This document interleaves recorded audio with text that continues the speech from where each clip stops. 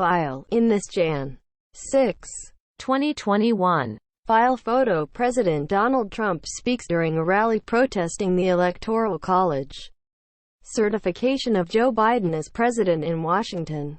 Arguments begin Tuesday, February 9, in the impeachment trial of Donald Trump on allegations that he incited the violent mob that stormed the U.S. Capitol on Jan.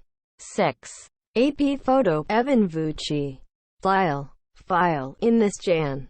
6, 2021. File photo. President Donald Trump speaks during a rally protesting the Electoral College certification of Joe Biden as president in Washington. Arguments begin Tuesday, February 9, in the impeachment trial of Donald Trump on allegations that he incited the violent mob that stormed the U.S. Capitol on Jan. 6. AP photo. Evan Vucci. Washington. AP.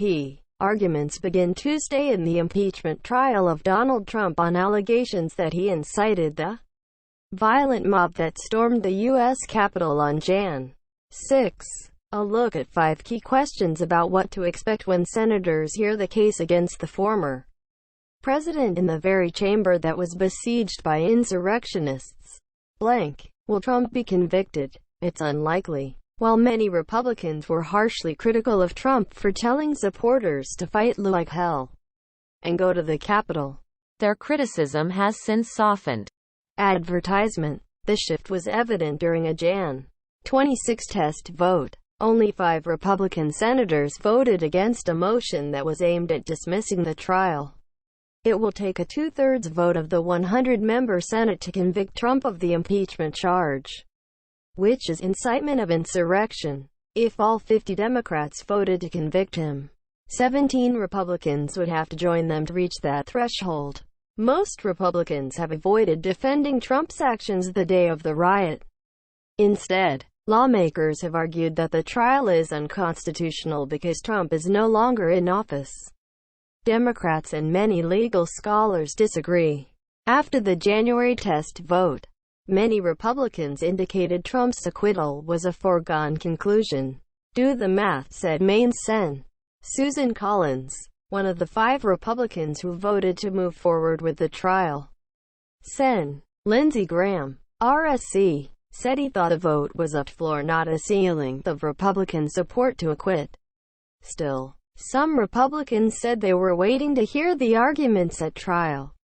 Ohio Sen. Rob Portman voted for the effort to dismiss, but said that constitutionality is a totally different issue than whether Trump is guilty of incitement. How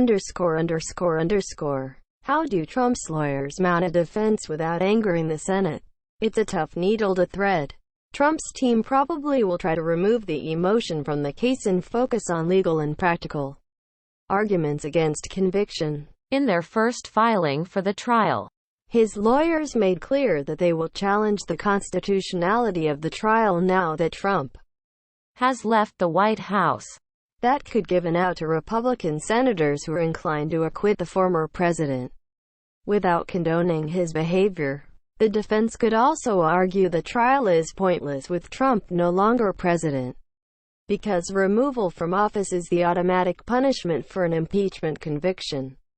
Democrats note that after a conviction, the Senate also could bar Trump from holding public office in the future. Advertisement. To the extent that defense lawyers are forced to grapple head-on with the violence and chaos of Jan. 6. They probably will concede the horror of that day but blame it on the rioters who stormed the Capitol. Trump's lawyers assert that Trump never incited the insurrection. How do the House impeachment managers get through to skeptical Republicans? It won't be easy. For the prosecutors, the bottom line is that the riot wouldn't have happened without Trump, so he must be held to account. It's a simple case that Democrats feel doesn't need to be exaggerated, especially because 5 people died amid a chaos, and senators were victims themselves.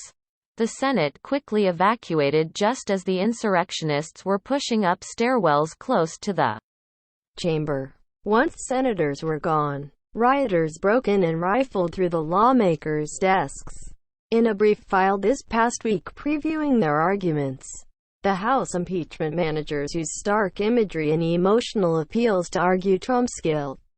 Their filing said senators were feet away from the swarming rioters, and noted that those outside, wearing Trump paraphernalia, shoved and punched Capitol police officers, gouged their eyes, assaulted them with pepper spray and projectiles. In the House, the impeachment managers wrote, terrified members were trapped in the chamber. They prayed and tried to build makeshift defenses while rioters smashed the entryway. Some members called loved ones for fear that they would not survive the assault by President Trump's insurrectionist mob. Those scenes will be brought to life at the trial. Prosecutors are expected to play video of the attack during their presentations.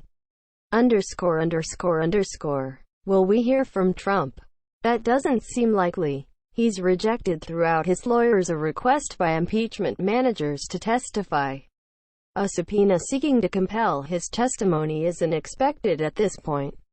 Trump also no longer has access to Twitter, which he relied on extensively during his first impeachment trial last year to attack the case against him and to retweet messages, videos and other posts from Republicans haranguing Democrats. With Trump at his Florida resort, his lawyers will be left to make arguments on his behalf. Democrats pledged to hold Trump's unwillingness to testify against him at trial, but the argument may not resonate. It's not clear that Republican senators, even the many who are likely to acquit him, really want to hear from him. What happens if Trump's acquitted? The likelihood of Trump's acquittal worries some senators, who fear the consequences for the country.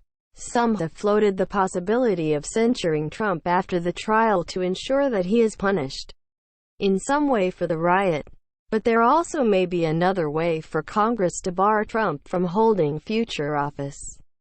In an opinion piece published last month in The Washington Post, Yale law professor Bruce Ackerman and Indiana University law professor Gerard Maglioka suggested Congress could turn to a provision of the 14th Amendment that is aimed at preventing people from holding federal office if they are deemed to have engaged in insurrection or rebellion against the Constitution. The professors wrote that if a majority vote of both houses agree that Trump engaged in an act of insurrection or rebellion, then he would be barred from running for the White House again.